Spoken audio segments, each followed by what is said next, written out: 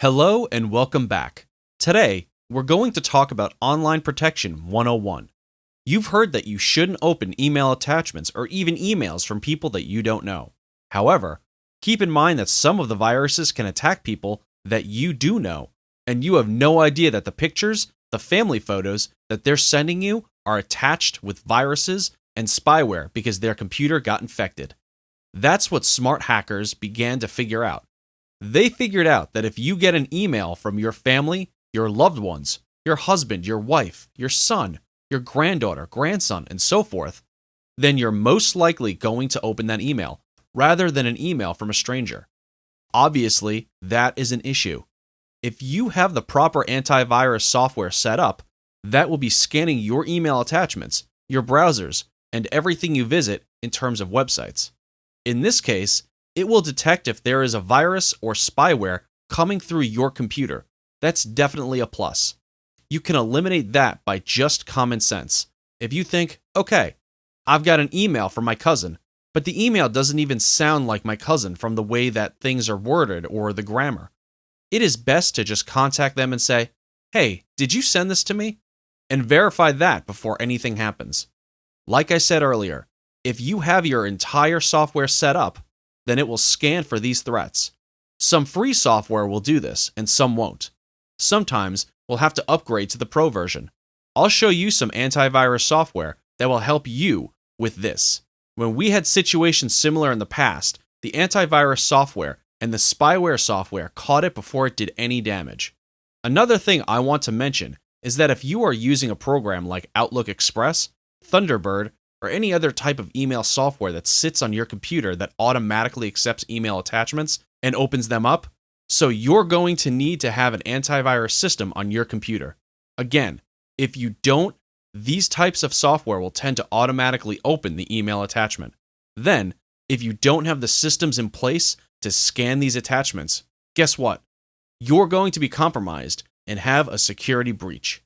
That's why I like to stick with web-based email programs like Gmail. Even if you're using sites like AOL or your internet service provider, it's probably better to access the emails by going directly to the website.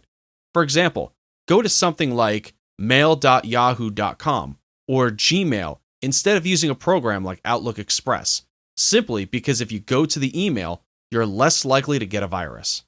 That's especially true if your software will automatically download the email attachments.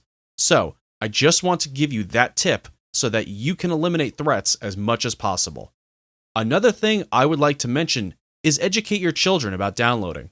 A lot of times, your children will download stuff like free screensavers, free games, free movies, and stuff like that. Remember, free stuff is not always free in the real world. Free stuff always has something attached to it.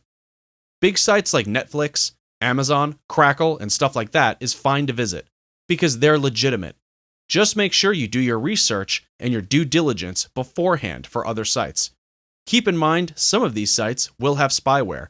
If you go to the wrong sites, and a lot of times children or your elderly parents will go to the wrong sites and can download the spyware without knowing it.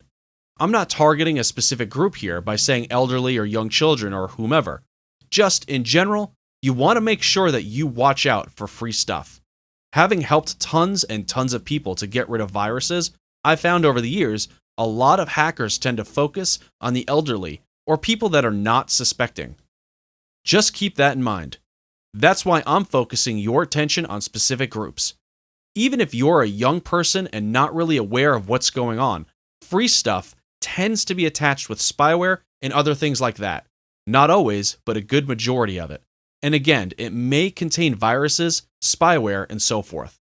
But how can you prevent your children and other people that are using your computer, which you might be using for work, from visiting these kinds of sites? Well, there is a site called covenanteyes.com, and if you are looking specifically for the web content filtering, this will actually filter inappropriate web-based sites based on age and so forth. They provide other stuff, but the main thing that I want you to focus on is web content filtering. Because if your children go to, let's say, an inappropriate site, and they don't even know that they're doing that, like they're trying to get free stuff from Wherezy sites or other inappropriate types of sites, then they will probably get some sort of spyware, and you have no idea that it happened until you see your internet browser begins to slow down to a crawl. You start getting all these pop-ups with inappropriate, naughty type stuff. But at that point, it's kind of too late. You need to have the security in place beforehand. Otherwise, your computer is going to go pretty much to a crawl in terms of your internet surfing.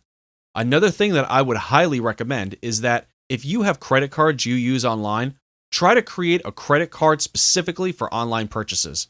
You can also use what we call prepaid credit cards, so prepaid Visa or prepaid MasterCard, that you can use specifically for online purchases. That way, if something were to happen, it's not going to affect you a whole. It's just going to affect your online stuff. Obviously, you can get your credit card stolen by thieves and other offline people, but that way, you can keep track of it online. That's just a recommendation that we want to share with you. Okay, with that said, let's move on to our next lesson, where we'll talk about some antivirus software and firewall software that you can use right away to protect yourself and your computer.